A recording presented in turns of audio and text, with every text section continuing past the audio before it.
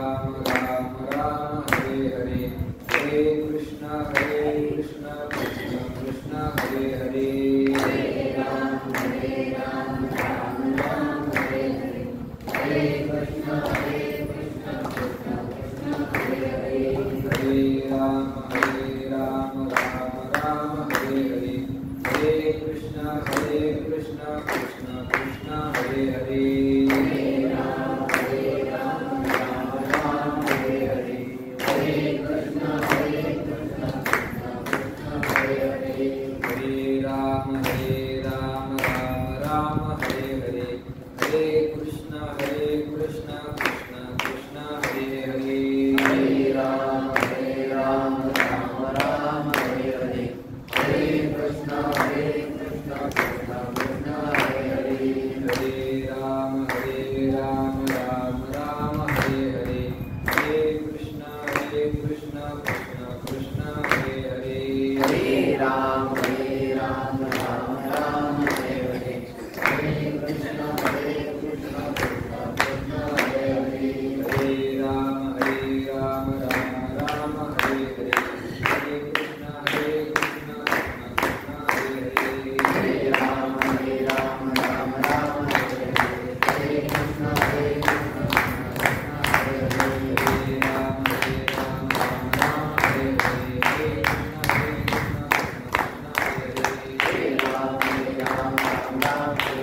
हरे कृष्ण कृष्ण हरे हरे.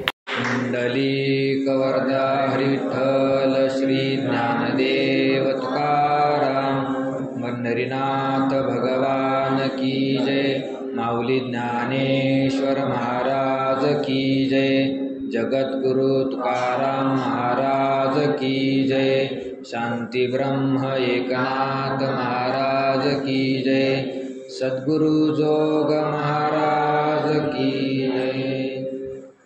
नमामि सद्गुरुं शान्तं सच्चिदानन्दविग्रहं, पूर्णब्रह्म परानन्द मीशमालन्दिवल्लभम्. ॐ नमो ज्ञानेश्वरा, करुणाकरा दयाळा, तुमचा अनुग्रह लाधलो, पावन झालो चराचरी. मी कळा कुसरी काहीच नेने, बोलतो वचने अति भाविका, तुमचा अनुग्रह लाधलो, पावन झालो चराचरी. एका जनार्दनी तुमचा दास, त्याची आस पुरवावी, तुमचा अनुग्रह लाधलो, पावन झालो चराचरी. ते वेळी तो संजय बोले, म्हणे पांडव सैन्य उचलले, जैसे महाप्रळयी पसरले कृतांतमुख. ज्ञानेश्वरीच्या चिंतनासाठी आपण सगळे या ठिकाणी एकत्र आलेलो आहोत. काल 87व्या ओळीपर्यंत आपण चिंतन केलं होतं. आज आपल्याला पुढे चिंतन करायचं आहे. कालच्या प्रवचनामध्ये आपण पाहिलं की गीतेच्या श्लोकावर भाष्य करण्यासाठी ज्ञानोबारायांनी आता सुरुवात केलेली आहे. पहिल्या श्लोकावर ज्ञानोबारायांनी काय केलं? भाष्य केलं. धर्मक्षेत्रे कुरुक्षेत्रे समवेतायुत्सवः मामका पांडवाश्चैव किम कुर्वत संजय. धृतराष्ट्राने संजयाला प्रश्न विचारला, हे संजया, या धर्मभूमी असलेल्या कुरुक्षेत्रावर युद्धाची इच्छा करून जे एकत्र जमले असे माझे पुत्र आणि त्या पंडुराजाचे पुत्र, या दोघा जणांनी त्या ठिकाणी जाऊन काय केले ते मला सांग. त्याच्यावर ज्ञानोबारांनी टीका केली. 3 ओव्यामध्ये टीका केलेली. आता त्या प्रश्नाचं उत्तर संजय देतो. संजय वाच, दृष्ट्वा तु पांडवानीकं व्यूढं दुर्योधनस्तदा आचार्यमुपसंगम्य राजा वचनमब्रवीत्। दृष्ट्वा तु पाण्डवानिकं व्यूढं दुर्योधनस्तदा आचार्यमुपसंगम्य राजा वचनमब्रवीत्। राजा दुर्योधन, राजा असलेला दुर्योधन, युवराज असलेला दुर्योधन, तदा त्यावेळेस, व्यूढम पांडवानिकम दृष्ट्वा, व्यूढम म्हणजे व्यूह रचना केलेली, वेगवेगळे प्रकारचे व्यूह रचना केलेली अशी पांडवानिकम पांडवाची सेना, दृष्ट्वा पाहून, आचार्यम उपसंगम्य आचार्यांच्या जवळ जाऊन म्हणजे द्रोणाचार्यांच्या जवळ जाऊन तो दुर्योधन वचनम अब्रवीत असे वचन बोलला, असा या श्लोकाचा अर्थ आहे.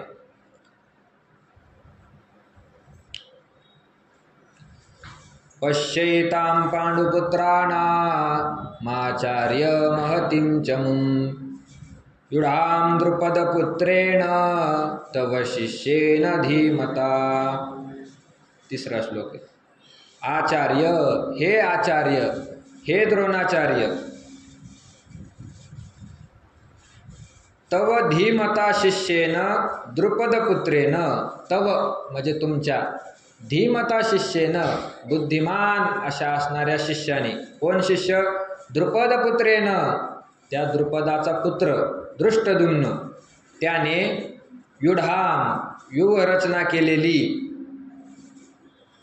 पांडुपुत्राणाम पांडूच्या पुत्रांची, पांडवांची, एताम महतीम चमुम पश्य, ही फार मोठी विशाल असणारी ही सेना तुम्ही पहा, असं कोण म्हटलं?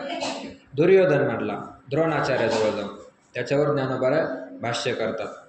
ते वेळी तो संजय बोले, म्हणे पांडव सैन्य उचलले, जैसे महाप्रळयी पसरले कृतांत मुख. ज्ञानोबा त्याच्यावर टीका करतात. आता काहीच्या ज्ञानेश्वरीमध्ये एकच श्लोक आहे, काहीच्या ज्ञानेश्वरीमध्ये 2 श्लोक आहे. पहिल्या अध्यायामध्ये खालीवर झालेले ओव्या, मग तिथं जर लक्षात नाही आलं तर तिथंच खालीवर पाहिजे, अगोदर ओवी नाही तर श्लोक असेल. तर ज्ञानोबा त्याच्यावर भाष्य करतात. ते वेळी तो संजय बोले, म्हणे पांडव सैन्य उचलले, जैसे महाप्रळयी पसरले कृतांतमुख.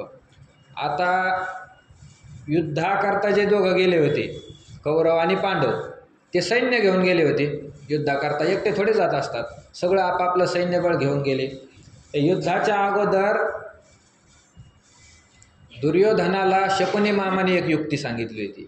शकुनी मामा फार हुशार, फार चतुर. शकुनी मामा शहाणा नव्हता, पण चतुर फार होता, चतुर.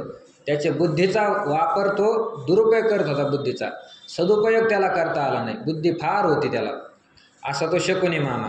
तर शकुनी मामाने दुर्योधनाला सांगितलं, हे पाय म्हणे, तुला जर हे युद्ध जिंकायचं असेल, युद्ध जिंकावं असं तुला जर वाटत असेल, तर मी एक युक्ती सांगतो, ती युक्ती तू ऐक. काय? आता 2 जणांमध्ये जर युद्ध करायचं असेल तर त्याच्यामध्ये अशी एक युक्ती असते का, आपल्याला युद्ध जिंकायचं म्हटलं तर पुढच्याचं बळ किती आहे ते पाहावं लागतं. त्याचं बळ किती आहे त्याच्यावरून आपल्याला अंदाज लावता येतो, आपण आता जिंकणार की हारणार. त्याचं बळ पाहावं लागतं, आणि त्याचं जर बळ जास्त मोठं असेल तर मग ते बळ कमी करण्याचा काय करावा? प्रयत्न करावा. त्याचं बळ जर कमी झालं तर त्याला मारण्याची गरज नाही, तो आपोआपच काय होऊन जाईल? हरून जाईल. ते शकुनी मामाला माहीत होतं यांच्याजवळ असणारा सगळ्यात मोठं बळ म्हणजे कोण आहे? भगवान परमात्मा. त्याला माहीत होतं हा तिकडं आहे म्हणजे आता यांचाच विजय होणार. शकुनीला सुद्धा माहीत होतं, कारण भगवान कृष्ण परमात्मा तिथं असल्यावर काय, यत्र योगेश्वर कृष्ण यत्र पार्थो धनुर्धरा तत्र श्रीर्विजयो भूतीर ध्रुवा नितीर्मतीर्मम. ज्या ठिकाणी भगवान परमात्मा आणि अर्जुन आहे त्या ठिकाणी विजय निश्चित आहे, असं ते शकुनीला सुद्धा माहीत होतं. शकुनी म्हटला, तुला जर युद्ध जिंकायचं असेल तर दुर्योधना तू याला फोड, यांच्यापासून या कृष्णाला तू काय कर? बाजूला कर, बाजूला कर. म्हटले मग मी काय करू? तर उद्या युद्ध सुरू होणार आहे, मग तो अगोदरच जाय त्याच्याजवळ आणि त्याला आपल्या बाजूने करून घे, असं त्याने शकुनीने सांगितलं. आता शकुनीने सांगितलं. मग दुर्योधनाला ते खरं वाटलं. दुर्योधन गेला. भगवान परमात्मा झोपलेले होते. झोपलेले असताना दुर्योधन गेला. आता अभिमानीच त्याच्या उशाला जाऊन बसला. देवाचे पाय धरायचं तर देवाच्या उशाला बसला. तेवढ्यात अर्जुन पण आला. मग अर्जुनाला वाटलं आपण भगवान परमात्म्याला शरण गेलं पाहिजे. त्या भगवंताच्या जवळ गेल्यानंतर आता अर्जुन भक्त देवाच्या उशाला कसं काय बसणार, देवाच्या चरणाजवळच राहील. अर्जुन देवाच्या चरणाजवळ बसला. भगवंत उठले. आता उठल्यानंतर उशाचं काय दिसणार, त्याला पुढचं दिसलं देवाला. अर्जुन दिसला. देव म्हटला, अरे अर्जुना तू कधी आला? जे दुर्योधनाला वाटलं हे काहीतरी पटकन म्हणून ते आमच्याकडून चला आमच्याकडे युद्ध करते. दुर्योधन लगेच बोला, देवा मी अगोदर आलो. मी अगोदर आलो, अर्जुन नंतर आला. देव म्हटले, अरे तू जरी अगोदर आला असला तरी तू उशाला बसला, मला अगोदर अर्जुन दिसला म्हणले. अर्जुन तसं जरी म्हटलं तर हे तुमचे लहाने भाऊ आहे म्हणले, त्याच्यामुळे मी त्याला अगोदर काय देणार आहे, मागण्याची त्याला चान्स देणार म्हणे मागण्याचा मी त्याला. बोल अर्जुना तू कशासाठी आला? म्हटले, देवा युद्धामध्ये तुमची मदत मिळावी याच्यासाठी मी आलो. देव म्हणाले, आता तुम्ही दोघं सुद्धा युद्धासाठी मदत मागण्यासाठीच आले मला माहिती आहे, पण मी एकटा दोन्ही बाजूने कसा लढू शकतो? असं करतो म्हणले, माझी जी नारायणी सेना आहे ती नारायणी सेना एका बाजूने आणि मी स्वतः एका बाजूने राहील. असं कोणी सांगितलं? देवाने सांगितलं. आणि त्यात सुद्धा नारायणी सेना पूर्ण प्रकाराने युद्ध करील. मी ज्या ठिकाणी राहील, मी हातामध्ये शस्त्र घेणार नाही, मी युद्ध करणार नाही. जर लागलं तर 4 गोष्टी हिताच्या तुम्हाला सांगेन. असं म्हटल्यानंतर मग अर्जुनाने तर निश्चयच अगोदर केला होता. अर्जुन आता भक्त आहे. भक्त देवाशिवाय दुसऱ्याला काही मागत नाही, देवाशिवाय दुसऱ्याला मागत नाही. आणि देवाकडे जरी मागितलं तरी देवच मागतात, देवाकडून दुसरं काही मागत नाही. जे खरे भक्त असतात ते देवाकडे गेल्यानंतर दुसरं नाही मागित. मला पोरगं होत नाही, पोरगं होऊ दे, आणि माझे पोरं नोकरीला लागून दे, याची अपेक्षा भक्त नाही करत देवाकडं. याची अपेक्षा देवाकडं करणारा भक्त नाही, तो व्यापारी झाला. व्यापारी, मी तुझी भक्ती करतो, मी असा नवस करतो, माझा नवस तू पूर्ण कर, मला हे दे, मला ते दे, असा म्हणणार तो व्यापारी. एर ते पांडवा वाणिज्य करणे. म्हणून भक्त असल्यामुळे अर्जुनाने अगोदरच निश्चय केला होता, भगवंत आपल्याकडे पाहिजे. अर्जुन म्हणाला, तू युद्ध करू नको, शस्त्र हातात धरू नको, हिताच्या पण गोष्टी सांगू नको, काही अडचण नाही, फक्त तू आमच्या बाजूला चल, असं म्हटलं. देव म्हटले ठीक आहे, पण मग आता दुर्योधन पण मागायला आला, त्याची काय अडचण आहे का त्याला विचारू. आता दुर्योधनाला शकुनीने काय सांगितलं होतं, तू याला फोड, याला तुझ्या बाजूने करून घ्या असं सांगितलं. पण आता हे दुर्बुद्धीच दुर्बुद्धी हे धार्त राष्ट्रस्य असं भगवंतानीच म्हटलेलं आहे. दुर्बुद्धी होता दुर्योधन, त्याला तिथं दुर्बुद्धी सुचली. तो म्हणला, याची एवढी मोठी सेना आहे आणि हा काय आहे, एकटा आहे. आता एकट्यापेक्षा जास्त माणसं युद्धामध्ये कामाची, एकटा काय करणार आहे? सगळ्यांनी घेरलं, त्याला मारलं तर काय करू मी? एवढी मोठी सेना येईन माझ्याकडं. दुसरं म्हणजे हा एकटा जरी असला तरी हा शस्त्र हातात घेणार नाही, युद्धच करणार नाही. याला काय भाकरी खायला घरी न्यायचं का? कशाला सांभाळू म्हणले, याला युद्धच करणार नाही. लागलं तर 4 गोष्टी हिताच्या सांगेन म्हणतो, आम्हाला काय आमचं हित कळत नाही का? आम्हाला उपदेश करणार. दुर्योधन म्हटला, देवा तुम्ही जा तिकडून, मला तुमची काय द्या, सेना द्या म्हटलं. मग देवाने सांगितलं, ठीक आहे, तुम्ही नारायणी सेना माझी घेऊन जा. आणि भगवंत अर्जुनाच्या बाजूने काय झाले, युद्धासाठी गेले. शस्त्राने धारण केलं, पण अर्जुनाचा कोण झाले, सारथी झाले. सारथी झाला अर्जुनाचा, दास आपल्या दासांचा. अर्जुनाचा कोण झाला देव, सारथी झाला. सारथी होऊन अर्जुनाचा रथ हाकण्याचं देवाने काय केलं, काम केलं. नुसतं रथच हाकला असं नाही, तिथून पुढं सगळं देवानेच केलं. ते रथात नेण्यासाठी मग ते घोड्याची तयारी करायची. अर्जुनाची घोडी धुतली अनंते, त्या अनंताने जगाच्या मालकाने अर्जुनाचे घोडे धुतले. ते घोडे धुवायचे, ते घोडे तयार करायचे, रथ धुवायचा, रथाला घोडे जुंपायचे, सगळं काम देवाने केलं. अर्जुनाचं रथ हाकण्याचं काम केलं. मग आता युद्धासाठी सगळे सज्ज झाले. धृतराष्ट्राने प्रश्न केला, संजय सांग, तिथं जाऊन त्यांनी काय केलं आतापर्यंत, काय त्यांच्यामध्ये संभाषण झालं का, युद्धाला सुरुवात झाली का, असं कोण विचारलं, धृतराष्ट्राने विचारलं. मग संजय त्याचं उत्तर देतात. ते वेळी तो संजय बोले, म्हणे पांडव सैन्य उचलले, जैसे महाप्रळयी पसरले कृतांत मुख, ते वेळी म्हणजे त्या वेळेला धृतराष्ट्राने प्रश्न केल्यावर तो संजय म्हणायला लागला, काय म्हणे, पांडव सैन्य उचलले. त्याने अगोदर कौरवाच्या सेनेचं वर्णन नाही केलं. संजय वास्तव कोणाकडून होता? आता कौरवाकडून. धृतराष्ट्र म्हणजे कौरवाचाच. तर मग आपल्या सैन्याने तिथं जाऊन काय पराक्रम केला हे संजयने सांगायला पाहिजे होतं. संजयने ते नाही सांगितलं. आता खरं तर संजय राहायला इकडं होता आणि त्याचं चित्त तिकडं गुंतलेलं होतं. तो सगळा पांडवाकडून होता, कृष्ण परमात्म्याकडून होता. पण आता याचं खाल्लेलं होतं, त्याच्यामुळे याचं सांगणं आलं. पण आपल्या सैन्याने, कौरव सैन्याने तिथं काय पराक्रम केला हे धृतराष्ट्राला नाही सांगितलं, अगोदर पांडवाचं सांगितलं. ते वेळीच संजय बोलायला लागला, काय म्हणे, पांडव सैन्य उचलले. महाराज, पांडव सैन्य उचलले. पांडवाचं सैन्य आता खवळून उठलेलं आहे म्हटले. कसं खवळून उठलं? जैसे महाप्रळयी पसरले कृतांत मुख, जणू काय या सृष्टीचा प्रळय व्हावा, महाप्रलय सृष्टीचा व्हावा. आणि त्या प्रलयाच्या कालामध्ये जसं कृतांत मुख म्हणजे काळ आपला जबडा पसरून ठेवतो, प्रलयाच्या वेळेला काळ काही पाहत नाही. जो असेल त्याला खाण्याचं काम करतो. कोण? काळ. तो काळ जसा प्रलयाच्या वेळेला सगळ्या वस्तू खाण्यासाठी आपलं तोंड पसरतो, तसं जणू काय पांडवाच्या सैन्याने आपलं तोंड पसरलंय कौरव सैन्याला खाण्यासाठी.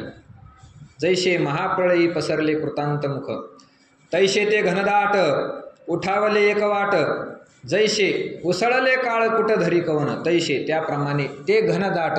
ते सैन्य कसं होतं? त्यांचं दाट उभं राहिलेलं होतं, दाट. असं संजयाने वर्णन केलं. तसं जर पाहिलं तर या पांडवाचं सैन्य फक्त 7 अक्षयणी होतं आणि कौरवाचं सैन्य 11 अक्षयणी होतं. म्हणजे पांडवाचे 1.5 सैन्य होतं. तरीसुद्धा संजय म्हणतो घनदाट, फार दाटीनं उभं राहिलेलं असं त्यांचं सगळं हे सैन्य. उठावले एकवट, एकदम सगळे उसळले. एकदम कसं उसळले? जैसे उसळले काळकूट धरी कवन. त्या समुद्रमंथनातून काळकूट नावाचं जे विष बाहेर आलं होतं, ते विष त्या समुद्रातून उसळल्यानंतर ते दैत्य पळून गेले आणि देव पळून गेले. विष कोण ग्रहण करणार? अमृतासाठी दोघांनी भांडण केले, पण आता विष आल्यानंतर कोण घेणार ते विष? म्हणून सगळे बाजूला पळून गेले. ते विष धरण्यासाठी कोण आले? भगवान शंकर आले. त्या भगवान शंकराने आपल्या कंठामध्ये विष धारण केलं. उसळले काळ कुठं धरी कवन. आता एवढं मोठं विष जसं उसळावं त्याला कोणी धरणार नाही, अशा प्रकारे ते पांडवाचं सैन्य इथं उसळलं म्हटले. कौरव सैन्याला जणू काय एका क्षणात भक्षण करील असं ते झालं. अजून दृष्टांत देऊन ज्ञानोबा वर्णन करतात. नातरी वडवानळ साधुकाला प्रळय वाते पोखला, सागर शोषुनी उधवाला अंबराशी. नातरी अथवा किंवा कसं आहे ते सैन्य? वडवानळ साधुकाला. वडवानळ नावाचा एक अग्नी, तो समुद्रामध्ये राहतो. प्रलय कालाच्या वेळी तो अग्नी काय होत असतो? भडकत असतो. वडवानळ साधुकाला, तो वडवानळ अग्नी काय झाला? एकदम भडकला. प्रलय वाते पोखला. आता अग्नी जर भडकला आणि त्याला जर वारं लागलं तर अजूनच काय होत असतो? पांगत असतो. मग प्रलय काळाच्या वेळेचं जे वारं असतं त्या वारं त्या अग्नीला लागलं आणि सागर शोषणी उधवला अंबराशी. तो समुद्रातील अग्नी त्याने समुद्राचं सगळं पाणी पिऊन घेतलं, थेट आकाशापर्यंत तो काय गेला? अग्नी गेला. तर ते जसं व्हावं तसं हे पांडवाचं सैन्य इथं उसळलेलं आहे, खवळलेलं आहे. तैशे दळ दुर्धर नानाविही परिकर, अवगमले भयासुर तिये काळी. तैशे त्याप्रमाणे, दुर्धर दळ, दळ म्हणजे सैन्य, दुर्धर म्हणजे धरण्यास कठीण असलेलं, आवरण्यास कठीण असलेलं असं ते पांडवाचं काय होतं? सैन्य होतं. नानाव्यूही परिकर, नाना प्रकारच्या व्यूह रचनेने युक्त होतं ते सैन्य, पांडवाचं सैन्य. परिकर म्हणजे सज्ज झालेलं होतं. अवगमले भयासुर तिये काळी, तिये काळी भयासुर अवगमले. ते पांडवाचं सैन्य म्हणजे फार भयानक त्यावेळेस वाटत होतं. ते देखोनी दुर्योधने अव्हेरिले कवने माने, जैसे न गणिजे पंचानने गज घटाते. आता संजयला वाटलं एवढं मोठं वर्णन केल्यानंतर हे म्हातारा आपल्यावर खवळंग काय? संजय म्हटलं, पण महाराज ते देखोनी दुर्योधने अव्हेरिले कवने माने. परंतु एवढं मोठं सैन्य खवळलेलं असून सुद्धा आपले युवराज दुर्योधन महाराज त्यांनी ते पाहिलं आणि ते पाहून अव्हेरिले कवने माने, त्याचा तिरस्कार केला. कितीक सैन्य आहे. दुर्योधनाने त्याचा तिरस्कार केला. कसा तिरस्कार केला? जैसे न गणिजे पंचानने गज घटाते. फार मोठ्या हत्तीचा कळप आला, 50-50 हत्ती कळपात आले आणि सिंह एकटाच पुढं होता. किती हत्ती जरी आले तर सिंह घाबरणार आहे का? एवढ्या मोठ्या हत्तीच्या कळपाला सिंहाने जसा तिरस्कार करावा तसा आपल्या दुर्योधनाने एवढ्या मोठ्या सैन्याचा काय केला? तिरस्कार करून टाकला. जैसे न गणिजे पंचानने गज घटांती. मग द्रोणापाशी आला तया ते म्हणे हा देखिला, कैसा दळभार उचलला पांडवांचा. मग आपले दुर्योधन महाराज कुठे गेले? द्रोणापाशी आला, द्रोणाचार्याजवळ आले. तया ते म्हणे हा देखिला. दुर्योधन द्रोणाचार्याला म्हणायला लागला, आचार्य हे सैन्य कसं उसळलं तुम्ही पाहिलं का? कैसा दळभार उचलला पांडवाचा. हे पांडवाचं सैन्य कसं खवळलंय तुम्ही पाहिलं का? मग त्या दुर्योधनाला ते कसं खवळलेलं वाटलं ते दुर्योधन सांगायला लागला. गिरिदुर्ग जैसे चालते तैसे विविध व्यूह भवते, रचिले आथी बुद्धिमंते द्रुपद कुमारी. गिरिदुर्ग जैसे चालते, जणू काय यांचं सैन्य म्हणजे पर्वतासारखं विशाल आहे, पर्वतासारखं. आणि ते पर्वत तरी एकाच ठिकाणी राहतात, पण हे सैन्य कसं आहे? चालतं. गिरिदुर्ग जैसे चालते, मोठमोठले पर्वत, मोठमोठले डोंगर जणू काय आपल्याकडे चालून यायला लागले. तैसे विविध व्यूह भवते, अशा प्रकारे त्यांनी फार मोठी व्यूहरचना त्यांनी केलेली आहे. रचिले आथी बुद्धिमंते द्रुपद कुमारे. मग दुर्योधन म्हटला, पण या सैन्याच्या व्यूहाची रचना कोणी केली नेमकी? आता त्याला वाटलं हे द्रोणाचार्य आधीच ब्राह्मण, याला काही राग येणार नाही, काही नाही, दया क्षमा शांती यांच्या अंगामध्ये राहते. युद्ध तर झालं पाहिजे ना, युद्ध होण्यासाठी यांना काहीतरी क्रोध आला पाहिजे ना. एवढं मोठं सैन्य पांडवाचं खवळलं, आपलं सैन्य काहीतरी खवळून उठायला पाहिजे. आपल्या सैन्याचे अध्यक्ष आहे द्रोणाचार्य, यांना काहीतरी क्रोध आला पाहिजे. म्हणून त्याने काय केलं? द्रुपद कुमारे असं नाव घेतलं. हे सैन्याची रचना कोणी केली? द्रुपदाच्या कुमाराने, द्रुपदाच्या पोराने या सैन्याची काय केली? रचना केली. द्रुपदाचा मुलगा म्हणजे धृष्टद्युम्न, त्या धृष्टद्युम्नाने सेनेची रचना केली असं म्हणायला पाहिजे होतं. पण दुर्योधन काय म्हटला? द्रुपद कुमारी, द्रुपदाच्या पोराने. आता द्रुपदाचं आणि द्रोणाचार्याचं अगोदर चांगलं होतं, पण नंतर त्यांचे भांडणं झाले होते. द्रुपदाने द्रोणाचार्याला पाहिलं का त्याचं मस्तक हालायचं, द्रोणाचार्याने द्रुपदाला पाहिलं का त्याचे तळपायच्या मस्तकात जायचे. मग त्या द्रुपदाचं नाव घेतलं कशासाठी? द्रोणाचार्याला क्रोध यावा म्हणून. द्रुपद कुमारी, तुमचा शत्रू असणारा तो, तुमची मागं निंदा करणारा तो, लोकांविषयी तुमचे कान भरून देणारा असा तो द्रुपद, त्याच्या पोराने व्यूहरचना केली. तुम्ही पहा, रचिले आथी बुद्धिमंते. बुद्धिमंते तो द्रुपदाचा पोरगा बुद्धिमान आहे, त्यांनी याची रचना केली. कोण द्रुपद कुमार? जो का तुम्ही शिष्य आपुला, विद्या देऊनी कुरठा केला, तेने सैन्य सिंधू पाखरीला देख देख. जो का तुम्ही शिष्य आपुला, जो तुमचा काय आहे? शिष्य आहे. काहीच्या ज्ञानेश्वरीमध्ये शिक्षा पिला असा पाठ आहे. जो का तुम्ही शिक्षा पिला म्हणजे ज्याला तुम्ही शिक्षण दिलंय. विद्या देऊनी कुरठा केला, विद्या देऊन त्याला तुम्ही फार मोठं सज्ज केलं.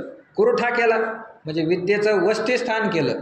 काहीच्या ज्ञानेश्वरीत विद्येशी वसवटा केला असा पाठ आहे. म्हणजे विद्या राहण्याचं स्थान म्हणजे दृष्टद्युम्न असं तुम्ही त्याला बनवलं. त्याने हा सैन्य सिंधू पाखरीला देख देख. त्याच दृष्टद्युम्नाने हे एवढं मोठं सैन्य, हा सैन्यरूपी समुद्र इथं पसरून ठेवला आहे, त्याची रचना केली आहे. देख देख. द्रोणाचार्य, हे आचार्य तुम्ही ते पहा. अत्र शूरा महेश्वासा भीमार्जुन समायुधी, युयुधानो विराटश्च द्रुपदश्च महारथ. अत्र या ठिकाणी युधी भीमार्जुन समा, यांच्या सैन्यामध्ये भीमार्जुन समा, भीम आणि अर्जुन यांच्यासारखे महेश्वासा, मोठमोठले धनुष्य हातामध्ये धारण केले. युयुधान, युयुधान च विराट, विराट राजा, च द्रुपद, द्रुपद राजा. कोणता द्रुपद? महारथ द्रुपद, महारथी असणारा तो द्रुपद राजा. हे सगळे या ठिकाणी एकत्र आले आहे. आणि काही असाधारण जे शस्त्रास्त्री प्रवीण क्षात्रधर्मी निपुण वीर आहाती. आणि काही असाधारण, आणि काही म्हणजे आता एक दृष्टद्युम्न तुम्हाला सांगितला, अजून कोणते कोणते आहे असाधारण. हे काही सामान्य लोक नाही, पुढचे असाधारण फार विशेष आहे.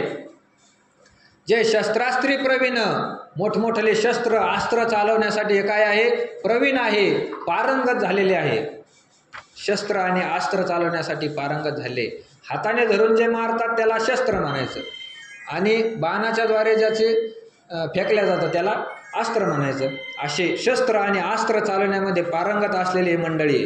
क्षात्रधर्मी निपुण वीर आहाती. क्षत्रियाचा जो धर्म आहे युद्ध, त्या युद्धामध्ये सगळे निपुण आहे, निपुण. जे बळी प्रौढे पौरुषे भीमार्जुनांसारखे ते सांगेन कौतुके प्रसंगीची. जे बळे प्रौढी पौरुषे चे सगळे कसे आहे, बलवान आहे, बलवान. प्रौढी म्हणजे त्यांचं फार मोठी प्रसिद्धी या जगामध्ये आहे. पौरुषे फार पुरुषार्थवान असे असलेले सैन्यातले हे मंडळी आहे. भीमार्जुनासारखे, नुसते भीमन अर्जुन एवढेच नाही, त्या भीमाच्या अर्जुनासारखे फार मोठे याच्यामध्ये आहे. ते सांगेन कौतुके प्रसंगीची. आता एवढा मोठा प्रसंग या ठिकाणी आला म्हणून मी तुम्हाला ते सांगतो.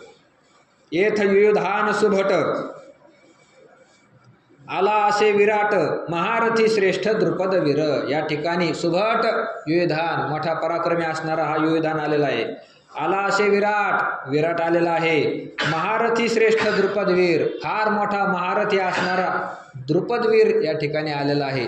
द्रुपद तो तुमचा काय आहे, शत्रू आहे. शत्रू तो सुद्धा आपल्या विरोधात युद्ध करण्यासाठी, आपल्याला मारण्यासाठी इथं उभा राहिलेला आहे. दृष्टकेतुश्चेकितान काशीराजश्च वीर्यवान पुरुजित कुंती भोजश्च शैवेश्च नरपुंगवः. दृष्टकेतू, चेकितान, वीर्यवान काशीराजा, पराक्रमी काशीराजा, पुरुजित च कुंतीभोज, कुंतीभोज राजा, च नरपुंगव हा शैब्य, आणि सगळ्या नरामध्ये श्रेष्ठ असणारा शैब्य राजा हे सुद्धा इथं आलेले आहे. युधामन्युश्च विक्रांत उत्तमौजाश्च वीर्यवान सौभद्रो द्रौपदेयाश्च सर्व एव महारथा. च युधामन्यु, युधामन्यू आलेला आहे. विक्रांत आलेला आहे. उत्तमौजा, वीर्यवान उत्तमौजा, पराक्रमी उत्तमौजा आलेला आहे. सौभद्रो, सुभद्रेचे मुलं आलेले आहे, अभिमन्यू. द्रौपदेया, द्रौपदीचे मुलं आलेले आहे 5. सर्व एव महारथा, हे सगळेच कसे आहे, महारथी आहे, महारथी. चेकितान दृष्टकेतू काशीराज विक्रांतू उत्तमौजा नृपनाथू शैब्य देख. चेकितान, दृष्टकेतू, विक्रांतू काशीराज, मोठा पराक्रमी असलेला काशीराजा, उत्तमौजा आणि नृपनाथ शैब्य देख, सगळ्या नरामध्ये श्रेष्ठ असणारा शैब्य राजा. हा कुंती भोज पाहे, येथ युधामन्यू आला आहे, आणि पुरुजितादी राय हे सकळ देख. हा कुंती भोज पाहे, कुंती भोज आलेला आहे. येथ युधामन्यू आला आहे, युधामन्यू नावाचा राजा आलेला आहे, आणि पुरुजितादी राय हे सकळ देख. पुरुजित आणि इत्यादी हे सगळे राजे आलेले आहेत, ते तुम्ही पहा. हा सुभद्रा हृदय नंदन जो अपर नवा अर्जुन, तो अभिमन्यू म्हणे दुर्योधन देखे द्रोणा. हा सुभद्रा हृदय नंदन, सुभद्रेच्या हृदयाला आनंद देणारा जो अपर नवार्जुन, जो दुसरा अर्जुनच आहे. अर्जुनामध्ये त्याच्यामध्ये काहीच कमी नाही, दुसरा अर्जुनच या ठिकाणी उभा राहिला आहे. तो म्हणजे कोण, तर अभिमन्यू. दुर्योधन म्हणे देखे द्रोणा, दुर्योधन म्हणायला लागला हे द्रोणाचार्य तुम्ही या सगळ्याला पहा. आणि काही द्रौपदी कुमार हे सकळ ही महारथी वीर मिती नेनिजे परी अपार मिनले असती. आणि काही द्रौपदी कुमार, अजून सुद्धा हे द्रौपदीचे कोण आले आहे, 5 मुलं आलेले आहे, 5 मुलं. प्रतिविंध्य, श्रुतसेन, श्रुतकीर्ती, शतानिक आणि श्रुतकर्मा असे द्रौपदीच्या 5 मुलाचे काय आहे, नाव आहे. हे सकळही महारथी वीर, हे सगळेच महारथी असणारे वीर आहे. मिती नेनिजे परी अपार मिनले असती. मिती नेनिजे, तो दुर्योधन म्हणायला लागला हे किती आहे हे मोजता येत नाही नेमकी, परंतु अपार मिनले असती, फार मोठे समुद्रासारखे या ठिकाणी एकत्र येऊन जमलेले आहे. अस्माकं तु विशिष्टा ये तान्नी बोध द्विजोत्तम नायका मम सैन्यस्य संज्ञार्थम तान ब्रवीमि ते. आता द्विजोत्तम, हे द्विजश्रेष्ठा, हे ब्राह्मण श्रेष्ठा, हे द्रोणाचार्य, तू आणि अस्माकं ए विशिष्टा, आपल्या पण सैन्यामध्ये जे विशेष माणसं आहेत, तान निबोध, ते तुम्ही कोणते कोणते आहे ते तुम्ही जाणून घ्या. आता नायका मम सैन्यस्य नायका, माझ्या सैन्याचे जे काय आहे नायक आहे, मुख्य आहे. संज्ञार्थम तान ब्रह्मी, तुमच्या माहितीकरता मी तुम्हाला त्यांची नावं सांगतो. भवान भीष्मश्च कर्णश्च कृपश्च समितिंजयः अश्वत्थामा विकर्णश्च सौमदत्तीस् तथैव च. आता आपल्या सैन्यामध्ये कोणते कोणते वीर आलेले आहे, कोणते कोणते श्रेष्ठ माणसं आहे, त्यांचे नाव सांगायला दुर्योधनाने सुरुवात केली. पण ते सांगण्यासाठी कर्ण आला, भीष्म आला असं नाही सांगितलं. अगोदर ते द्रोणाचार्याला काहीतरी अभिमान चढला पाहिजे, ते काहीतरी युद्ध करण्यासाठी प्रेरित झालं पाहिजे, म्हणून तर अगोदर म्हणले तुम्ही स्वतः आलेले आहेत. भगवान तुम्ही स्वतः आलेले आहे द्रोणाचार्य. च भीष्म हा, नंतर ते भीष्म महाराज. कर्ण आलेला आहे. च कृपाचार्य आलेले आहे. समितिंजय हा कृपा, युद्धामध्ये कधीच हरत नाही असे असणारे कृपाचार्य आलेले आहेत. अश्वत्थामा आलेला आहे. विकर्ण आलेला आहे. तथैव सौमदत्ती, तो सोमदत्ताचा मुलगा भूरिश्रवा या ठिकाणी आलेला आहे. आता आमच्या दळी नायक जे रूढवीर सैनिक, ते प्रसंगे सांगेन ऐक सांगी जाती, ते प्रसंगे ऐक सांगी जाती. आता मागचं तुम्हाला सांगितलं पांडवाचं, आता आमचे कोण कोण आले ते पहा. आमच्या दळी नायक, आमच्या सैन्यामध्ये मुख्य असणारे जे रूढवीर सैनिक, फार प्रसिद्ध असणारे वीर असणारे असे योद्धे कोणते कोणते, ते प्रसंगे ऐक सांगी जाती. प्रसंग आलाय म्हणून मी तुम्हाला सांगतो, तुम्ही ऐका. उद्देश एक दोन्ही जाई जती बोलोनी, तुम्ही आधी करूनी मुख्य जे. आता एवढे मोठे सगळेचे यांचे नाव सांगणं काही शक्य नाही, पण उद्देश एक दोन्ही तुमच्या माहिती करता थोडे मोजके मी तुम्हाला सांगतो. जाई जती बोलोनी, तुम्हाला बोलून जातो. तुम्ही आधी करूनी मुख्य जे, सगळ्यात मुख्य म्हणजे तुम्ही या ठिकाणी आलेले आहे. तुम्ही आधी करूनी आणि बाकीचे सगळे आलेले आहे. हा भीष्म गंगानंदनू, जो प्रताप तेजस्वी भानू, रिपु गज पंचाननु कर्णवीरू. हा भीष्म गंगानंदनू, हा गंगानंदनू भीष्म, गंगेचा नंदन असणारा, गंगेचा पुत्र असणारा, गंगापुत्र भीष्म या ठिकाणी आलेले आहे. तो कसा आहे, जो प्रताप तेजस्वी भानू, फार प्रचंड तप्त झालेला जणू काय सूर्यच आहे. कोण? भीष्माचार्य प्रताप तेजस्वी भानू. रिपुगज पंचाननु कर्णवीरू, आणि कर्ण सुद्धा या ठिकाणी आला आहे. तो कर्ण म्हणजे कसा आहे, रिपु गज पंचाननु. रिपु म्हणजे शत्रू, गज म्हणजे हत्ती, शत्रू म्हणजे जणू काय हत्तीचे, आणि त्या हत्तीचा नाश करणारा सिंह म्हणजे कोण आहे, कर्ण आहे. कर्ण या एकेकाचे मनोव्यापारे, हे विश्व होय संहरे, हा कृपाचार्य न पुरे एकलाची. या एकेकाचे मनोव्यापारे, हे एवढे मोठे श्रेष्ठ आहे आपले ध्येय. या एका जणाने नुसतं मनात जरी आणलं, या सैन्याचा काय करायचा, नाश करायचा. सैन्य नाही, हे विश्व, हे सगळं जगत जे, ते होय संहरे, हे सगळं जगत एका क्षणामध्ये काय होऊन जाईल, नष्ट होऊन जाईल, नष्ट. एवढे मोठे श्रेष्ठ मंडळी आहे.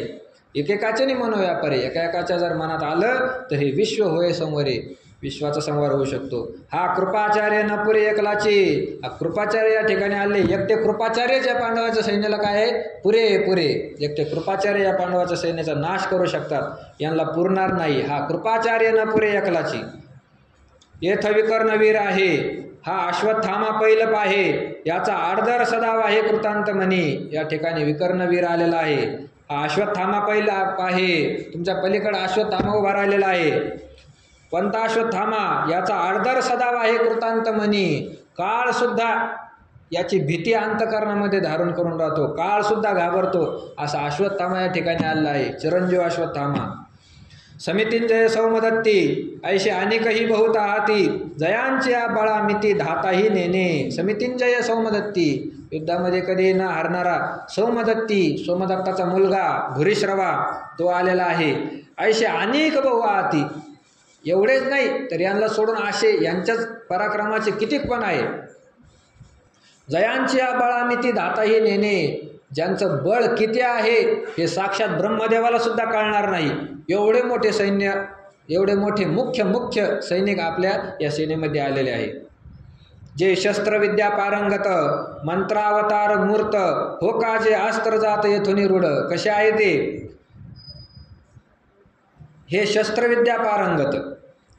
श्लोक राहिला. अन्येच बहवशूरा मदर्थे त्यक्त जीविता नाना शस्त्र प्रहरणा सर्वे युद्ध विशारदा. अन्येच बहवशूरा, अजून सुद्धा पुष्कळ शूर आलेले आहे. मदर्थे त्यक्त जीविता, केवळ माझ्याकरता या ठिकाणी आलेले आहे.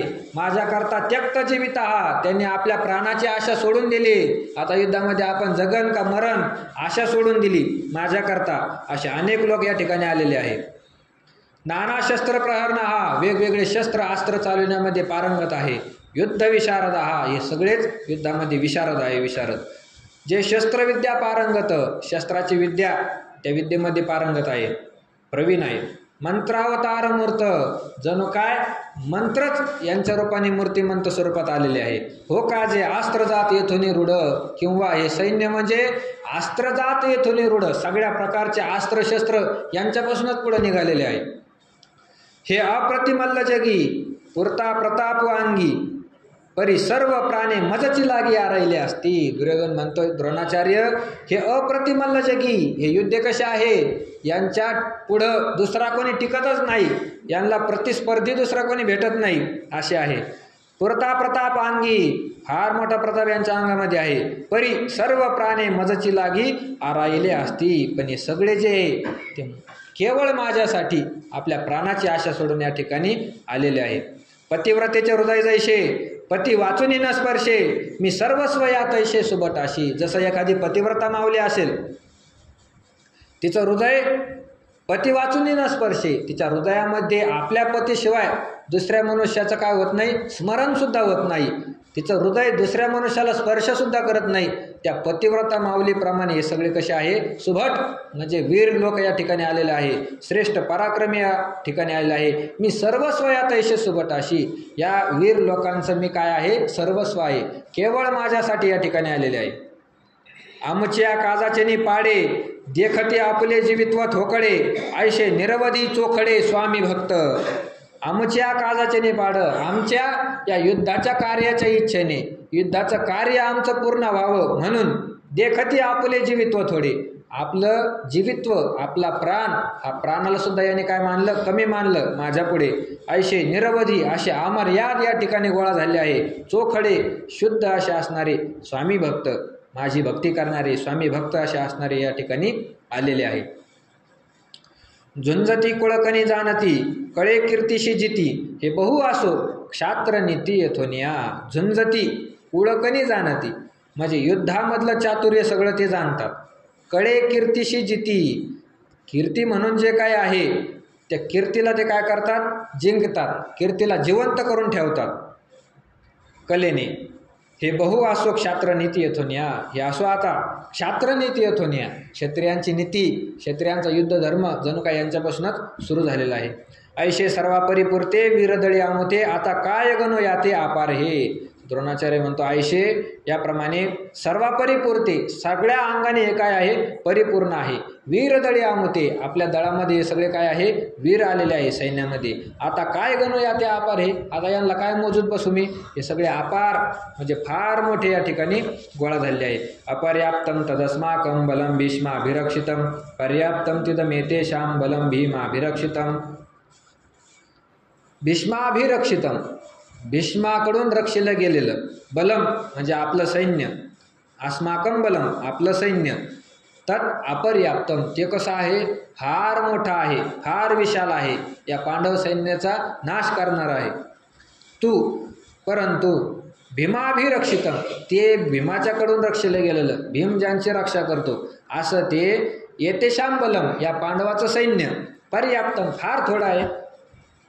वरी क्षत्रिया माझी श्रेष्ठ जो जगजेठी जगी सुबट तया दळवयपणाचा पाठ भीष्माशी पै. वरी, वरी म्हणजे आपल्या बाजूनं, क्षत्रिया माझी श्रेष्ठ, सगळ्या क्षत्रियामध्ये श्रेष्ठ असणारे जो जगजेठी जगी सुबठ, जो कसा आहे जगजेठी म्हणजे फार मोठा योद्धा आहे. जगी सुबट या जगामध्ये ज्यांची कीर्ती पसरलेली आहे, वीर म्हणून ज्यांची कीर्ती आहे, तया दळवयपणाचा पाठ भीष्माशी पै. त्या भीष्माचार्याला या दळवयपणाचा पाठ म्हणजे सेनापती पदाचा काय आहे, अधिकार आहे.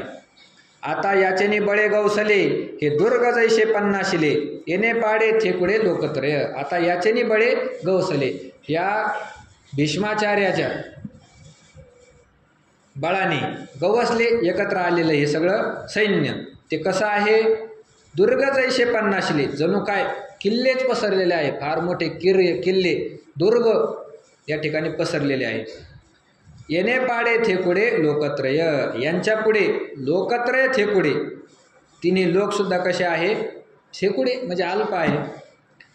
आधीच समुद्र पाही तेथ दुवाडपण कवना नाही, मग वडवानळ तैशेयाही विरजा जैसा. आधीच समुद्र पाही, अगोदरच काय आहे? फार मोठा समुद्र आहे. तेथ दुवाडपण कवना नाही. आता समुद्राला कोण घाबरत नाही? किती मोठा वीर असला, किती मोठा पैशावाला असला, कोणीही जरी असला तरी समुद्राला घाबरत नाही असं कोणी आहे का? समुद्राला सगळेच घाबरतात. मग वडवानळ तैशेयाही विरजा जैसा, मग जणू काय त्या समुद्रातला वडवानळ अग्निसुद्धा त्याला काय झाला? साह्य झाला, तो सुद्धा वर आला. ना तरी प्रलयवन्ही महावात या दोघा जैसा संघात, तैसा हा गंगासुत सेनापती. भीष्माचार्य कसे ते दुर्योधन सांगतो. ना तरी अथवा प्रलयवन्ही महावात, प्रलयकालचा अग्नी आणि प्रलयकालचा वारा हे दोन्ही जसे एकत्र यावे, या दोघा जैसा सांगात दोन्ही जसे एकत्र यावे त्याप्रमाणे, तैसा हा गंगासुत सेनापती, त्याप्रमाणे गंगेचा मुलगा असणारा हा सेनापती भीष्म आहे. आता येणेशी कवन भिडे हे पांडव सैन्य किर थोकडे, वर चिलेनी पाडे दिसत असे. आता येणेशी कवन भिडे, आता या भीष्माचार्यासोबत कोण युद्ध करणार आहे?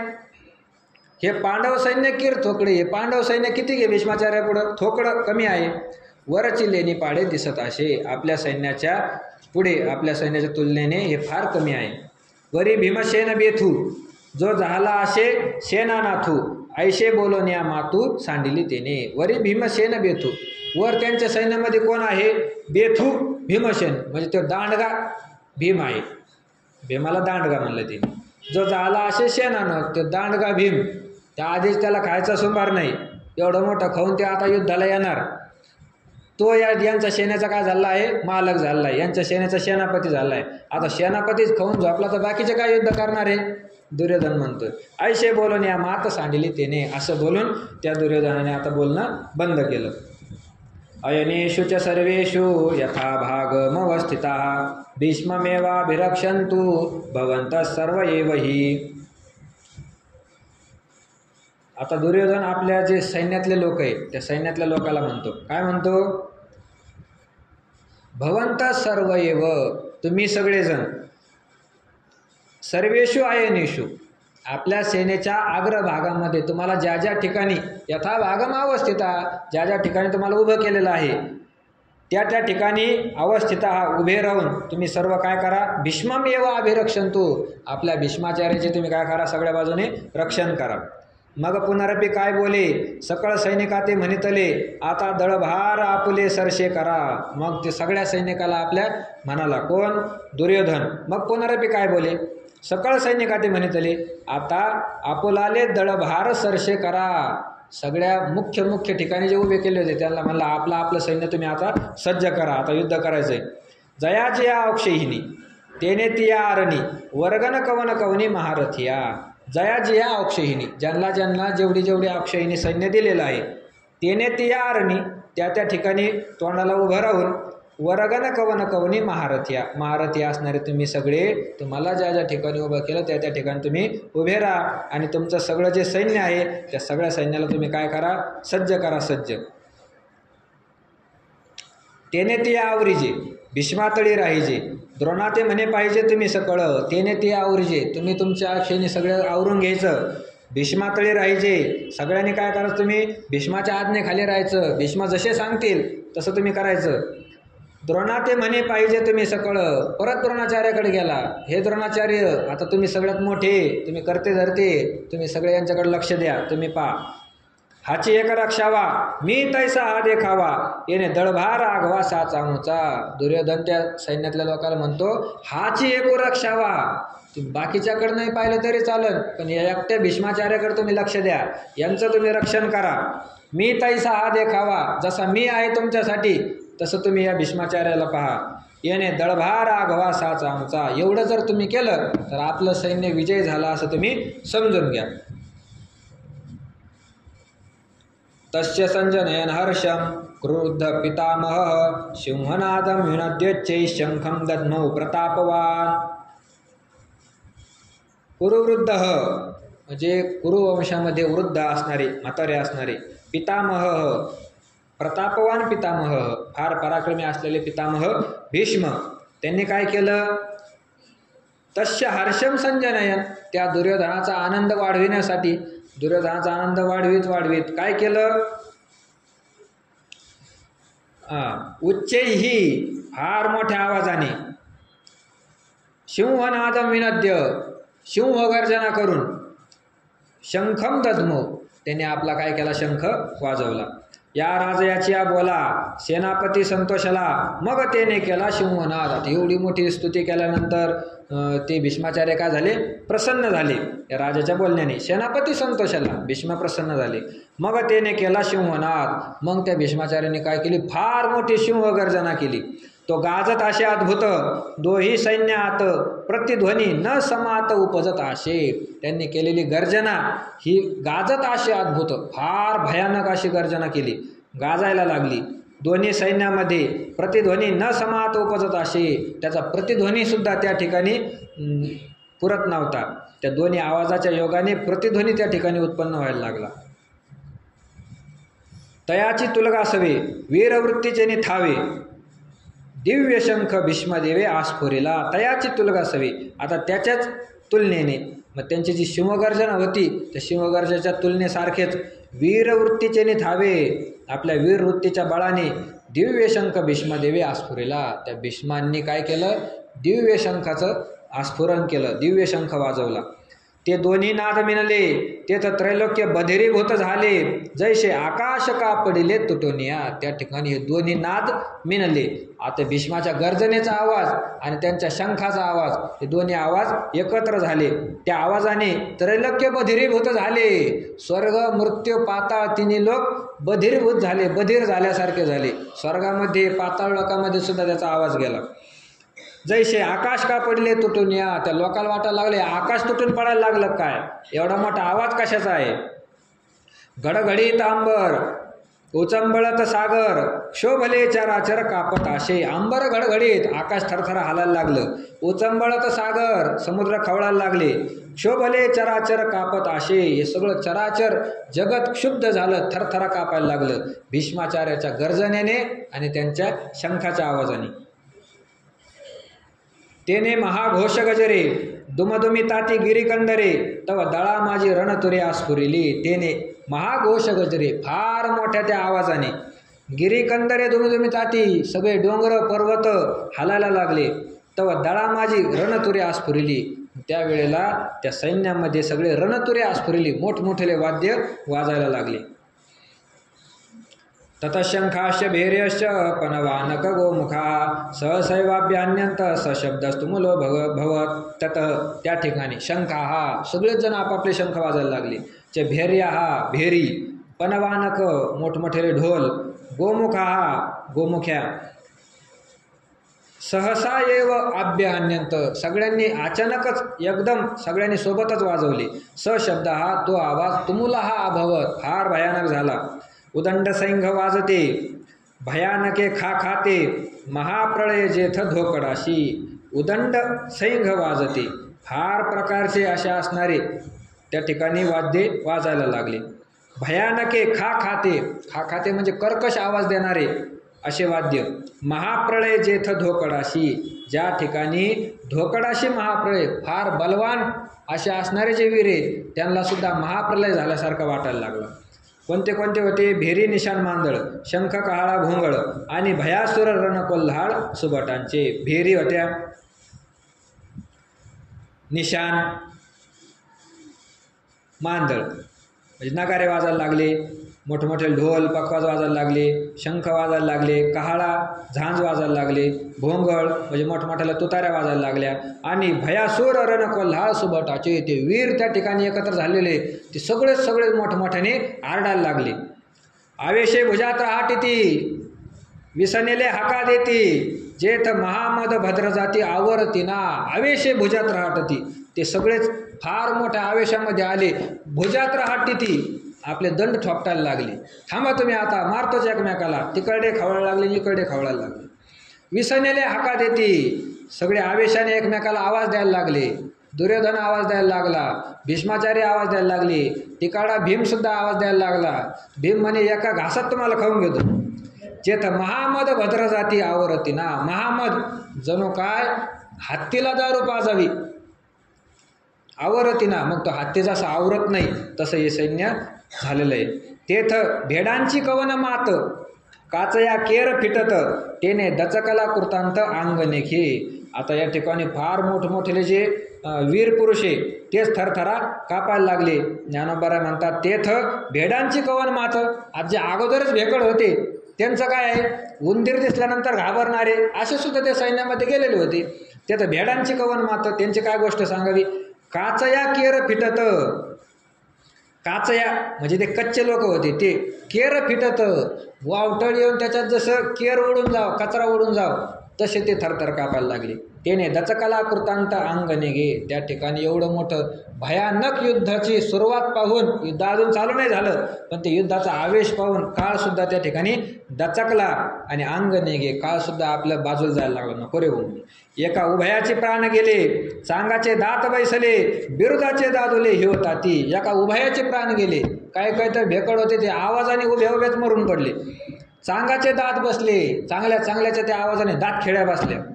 बिरुदाचे दादुले हे होता ती. बिरुदाचे दादुले ज्याने मी फार पराक्रमी आहे, फार श्रेष्ठ आहे, मी महारथी आहे, माझ्यासमोर किती येऊ द्या, मी सगळ्याला एका क्षणात नष्ट करून टाकेल, असे बिरुदाचे दादुले, असे ब्रीद ज्याने बांधून ठेवले होते. ज्ञानोबा म्हणतात हिवताती, त्यांना थंडीच वाजून आली. ऐसा अद्भुत तुरबंबाळ देखोनी ब्रह्मा व्याकुळ, देव म्हणती प्रळय काळ वडवला जी. ऐसा अद्भुत तुरबंबाळ, असा फार भयानक असा असणारा तुरबंबाळ, त्या वाद्याचा ध्वनी ऐकोनी ब्रह्मा व्याकुळ. ब्रह्मदेव सुद्धा काय झाला, व्याकुळ झाला. ब्रह्मदेवाला सुद्धा दुःख झालं. देव म्हणते प्रळय काळ ओढवला आजी. स्वर्गातले देव म्हणायला लागले अजून तर कल्प संपला नाही, अगोदरच प्रलय काळ आला का काय माहीत. असं सगळ्यांनी त्या ठिकाणी काय केलेलं आहे, सगळेच घाबरलेले आहे. त्या पांडवाच्या सैन्यामधील जे नाद होते, शंखाचा आणि त्यांच्या ओरडण्याचा आवाज, त्या आवाजाने सगळेच काय झाले होते, घाबरले होते. आता कौरवाचं झालं, मग पांडवाच्या सैन्यामध्ये कोणी कोणी काय पराक्रम केले, कोणी कोणते शंख वाजवले, त्याचं वर्णन आता पुढच्या श्लोकामध्ये आहे. पण आपली आजची वेळ संपलेली आहे. आज आपण 136व्या ओळीपर्यंत चिंतन केलं. उद्या पुढच्या वयाचं चिंतन करण्याचा प्रयत्न करू. कुंडलिक वरदारी विठ्ठल श्री ज्ञानदेव तुकाराम माऊली ज्ञानेश्वर महाराज की जय. विठ्ठल विठ्ठल विठ्ठल.